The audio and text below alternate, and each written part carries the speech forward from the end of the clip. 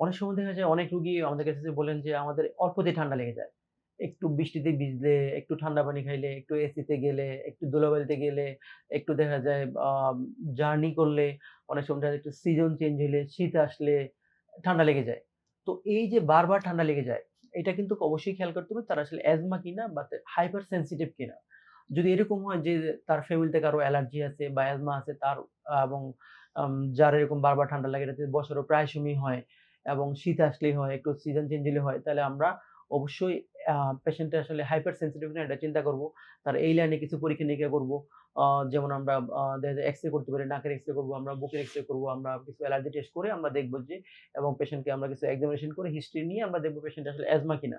যদি অ্যাজমা হয় এরকম বারবার ঠান্ডা লাগে কিন্তু আসলে বেশিরভাগ ক্ষেত্রে অ্যাজমার হিস্ট্রি থাকে এবং দেখবেন যে তার নাক বন্ধ থাকবে, তার গলায় মনে হয় যে অসুস্থ লাগবে, গলায় একটা মনে হয় যে কোন জিনিস আটকায় থাকে।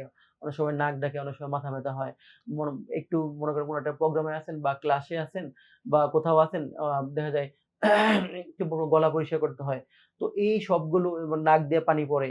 একটু হলে নাক দিয়ে পানি পড়তে থাকে এবং কারো, কারো দেখা যায় কাশি হয় এবং কাশি হলে সারতে সময় লাগে। কারো, কারো শ্বাসকষ্ট চলে যায়। এই সবগুলো সমস্যা দেখবেন যে আল্টিমেটলি একটা পর্যায়ে অ্যাজমা চলে আসে। এবং আমরা এক্ষেত্রে যেটা করি যে ফ্যামিলিতে হিস্ট্রি নিই। তারা বাবা-মা, ভাই-বোন কারো অ্যালার্জি আছে কিনা, অ্যাজমা আছে কিনা, শ্বাসকষ্ট রোগ আছে কিনা। তো দেখা যায় যদি বাবা-মা কারো থাকে, ছেলে-মেয়ে ২ জন হলে একজনের ঠান্ডা সমস্যাটা থাকবে। এবং এখন এই যে সমস্যাটা একটা হয় এখন না হলে ১০ বছর ২০ বছর পর তার কিন্তু ওই যে এরকম অ্যাজমাটা চলেই আসবে। তো এরকম যাদের বারবার ঠান্ডা লাগবে, তারা অবশ্যই ডাক্তারের পরামর্শ নিবেন।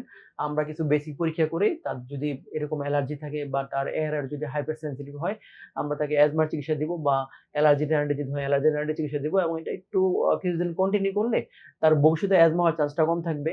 তার অনেকগুলো বড় সমস্যা বা হাঁপানি বা সিওপিডি, ব্রঙ্কাইটিস হওয়ার সমস্যাটা কমে যাবে এবং তার অল্প চিকিৎসাতে সে ভালো হয়ে যাবে। তো এই জিনিসগুলো খেয়াল রাখতে হবে।